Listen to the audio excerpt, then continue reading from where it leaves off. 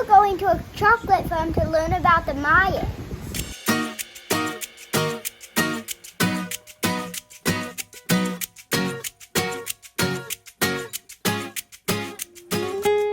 Just a little bit after we got into Belize, it started raining so hard. We had a crazy night with rain and wind. And our friends Scott and Angela Woodhams, they run the Facebook group On the Road in Belize. They said, hey, we have a beach house in Placencia. Come stay here and get out of the rain. We're so grateful to them. We've had a great couple of nights here. Belize is known for its beaches, its reef, and its diving and snorkeling. And the beach is beautiful. But there's so much more to Belize than just the beach. There's so much depth of culture and diversity of culture. We're excited to see more of that today. We are going to a Mayan cocoa farm 2 hours south of Placencia, almost right to the southern Belize border. I can't believe it. We have about a 2-hour drive down the southern highway of Belize. It's the southernmost highway, and it'll be the furthest south that we go in Belize to go check out this chocolate farm. It's called Ish Cacao. We think that's how it's pronounced, Ish Cacao. Do you want to pray for our day, Caspian? Sure. Okay, go ahead, baby. Oh Lord Jesus, pray for the day and just continue to guide us is on this drive that you may make faith. Amen, baby. So we're going to stop here shortly and get some fuel. I'm a little concerned because we've been having a fuel issue on Dauntless. We have a major problem. I have no idea what's going on, but we were trying to fill up with fuel. And this is all fuel underneath Dauntless. It is coming out of everywhere. It's nothing major. We know what the problem is. It's basically this silicone cap. It's on the top of the fuel tank, and when we fill it full, it overflows and dumps out of the bottom of Dauntless. So we got that cap put back on, and we don't think it's going to be a problem. We'll see how it goes. This is only the second time we've filled up since we've figured out the problem, and always makes me a little nervous, but we'll see how this fuel stop goes. We're gonna put you on YouTube, bro. I would take all my months, man. Put me up on YouTube, man. What's your name? Yeah, Kyrie. All right, man. Well, listen, we're having this fuel issue. My man is filling it up right here, and we are gonna go check out and see what's going on. So this is where we've been noticing the fuel coming out when it does, and we can't show you on camera where it's coming out, but I know exactly what's happening. If the temporary fix is good, then we shouldn't have any fuel issue, but we shall see. I asked my man to pour it slow, so we'll see how it goes. It's a weird feeling to be trying to watch under your rig to make sure no fuel's coming out. We're hoping to get it permanently resolved once we get back into Spanish Lookout, where there's a repair shop there called Quinix, and we've got an appointment there for next week. We'll see how that goes. Well, no leaks, guys, so that's good. Just running in to pay this real quick on our credit card, and we'll be on our way. All right, so we got that done. Let's get out of here. Thank you, man. All right, we did it. All right, gas achieved. No leaks. Always a good thing. We're hoping to have that permanently fixed as soon as we can drop the fuel tank somewhere. It might happen here in Belize, it might happen in Guatemala, but at least we know what the problem is, and we're back on the road. So off to the chocolate farm down the southern highway. Here we go. Belize is slightly smaller than the state of Massachusetts, and it's amazing that in such a small geographical area, there's so many cultures represented. There's a ton of them here. There's Mestizo, Creole, Garifuna, the native Mayan. There's a big Mennonite community here in Belize. One of the things that's really important to us is the cultural aspect of this journey. And this is part of how we educate our son. What are those plants over there? What do they look like? Those tall ones. Looks like they're farming something, because all the trees are in neat rows, aren't they? Yeah, what are they farming? Road schooling, world schooling, unschooling. There's a lot of different terms that are wrapped up into it. Brittany's written an excellent article on our parenting philosophy, and that's at hourlesslife.com if you want to read that.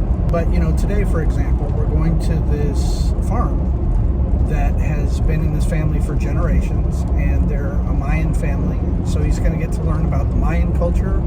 He's going to learn about how they make chocolate, and just part of their heritage. And this is all something that's going to be hands-on for him. And so that's really special for us. Well, for you, son. Do you like that? Yeah?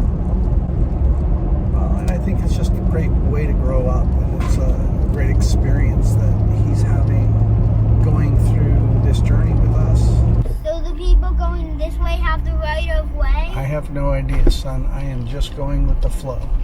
Guy in front of me is going, so I'm going. So we arrived into the area about 45 minutes before our reservation for the cocoa farm, and just up ahead is Punta Gorda. This is literally the end of the road, the end of the southern highway in Belize. I'm looking out on the water. There's actually a water taxi that goes from Punta Gorda to Guatemala. They're so close to each other, right across a bay. It's amazing to think how close we are to Guatemala and that we're gonna be there next week. So I just ran into Forrester, a very nice man, local here. He lives just up the way, and out of the blue, he saw our truck and he invited us to come stay at his place and park there for the night.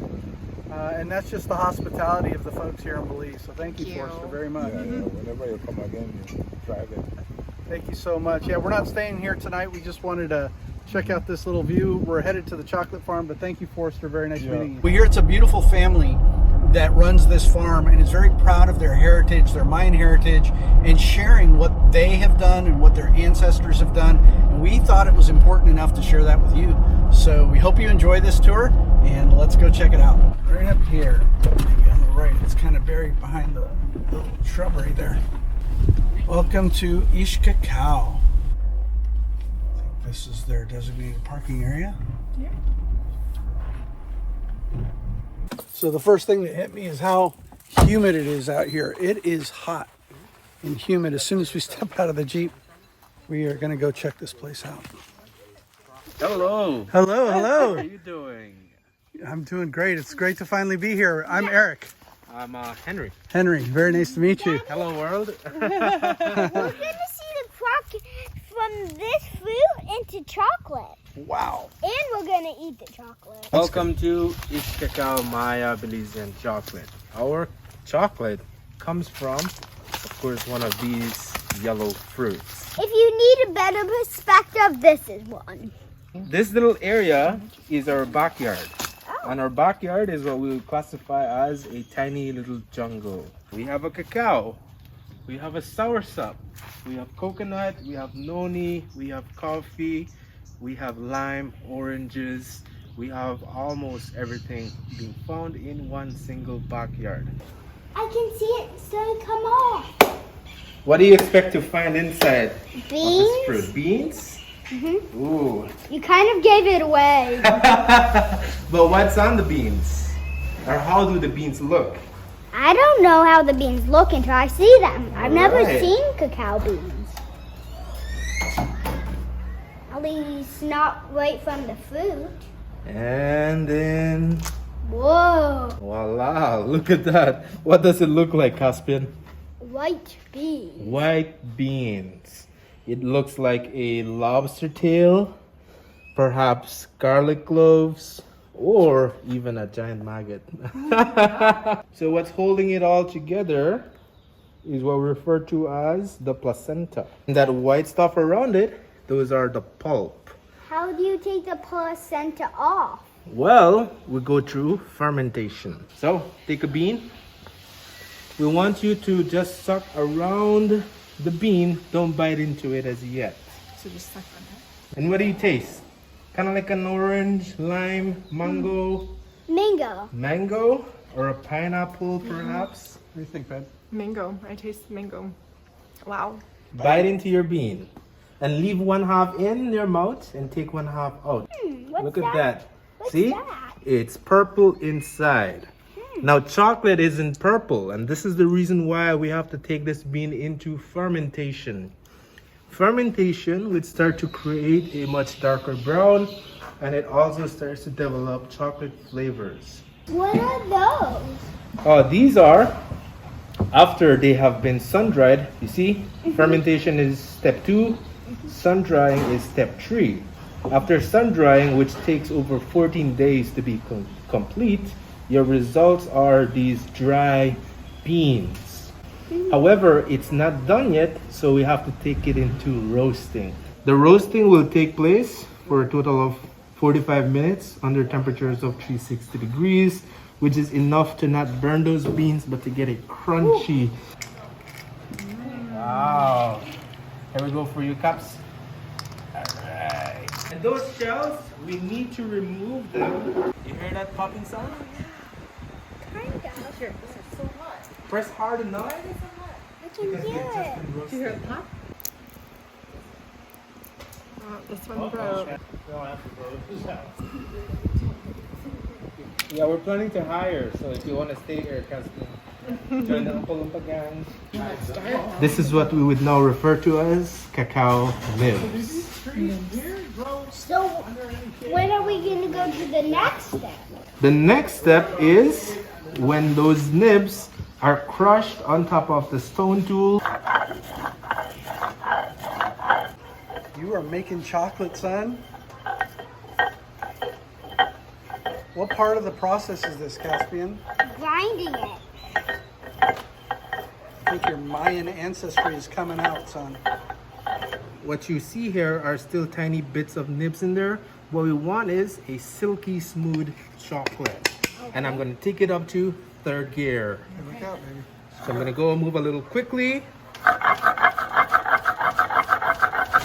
can tell this isn't Henry's first rodeo here. He's been doing this for a hot minute. Wow, Caspian! Look at it! You can, Factory goes back Caspian, you can see the wetness. Come look. Yeah. And that's how you make some chocolate, y'all. What do you think, Caspian? Doesn't taste with much sugar. Right. Dark, bitter. So are we going to add the sugar later on? Perfect idea. Let's do that next. How sweet do you like your chocolate, Caspian? Basically about like maybe as sweet as maybe Pez. Like a Pez candy? Like So that. pure sugar. Lots of sugar, huh? Henry spent a lot of time explaining how modern day people see chocolate and how what we really understand as chocolate isn't chocolate, it's candy. And as a matter of fact, when we buy a chocolate bar in the United States, like a Hershey's bar or something of that nature, if we're lucky, it might have 15% cacao. And the rest is all artificial stuff that's put in there. Very rarely do you ever see a chocolate bar with actual chocolate. Are we doing more? Nope, that's it, baby. And I think you've eaten more chocolate today in one day than you have in your whole life. I think that's possible. What do you think, Caspian? Should we carry one of these stones around with us in Dauntless so you can make chocolate whenever you want? Yeah. You better believe it. This one is a Maya tradition meal. This one is shoot. Shoot is a baked tortilla made with corn masa and steamed in a waha leaf, and it's filled with beans. This is coconut milk rice. Our signature dish at Ish Cacao, chocolate chicken, beans, kidney beans, our hearts of palm, our palm hearts, steamed vegetables, fried ripe plantain, and our hot sauce. Thank you so much. Everything here. Yes, it's farm to table. 2 hands, you got it? Just, there you go. He's having a lot of fun. Yes, he is. What's not fun about a kid learning how chocolate is made? That's amazing. So here's my plate. Can't wait to try it. This meal is delicious. The Chocolate Queen has outdone herself. I haven't even tried everything, but it's really, really good. If you want to see how it's really done here in Belize, you come down to Ish Cacao. Come get to know this family. Come see what they're all about. They are doing it from the trees to the table. All these products here are made right here. Fantastic family, beautiful family that's just doing cool things, keeping their culture and their heritage alive and continuing for us to enjoy generation after generation. This journey is a lot about the culture. And to see this family, this 5-generation, 6-generation family that's been doing this for so long is really special. It's a privilege to be here in their home and to see how they've made a living harvesting chocolate, or making chocolate, I guess. Hope you've enjoyed this.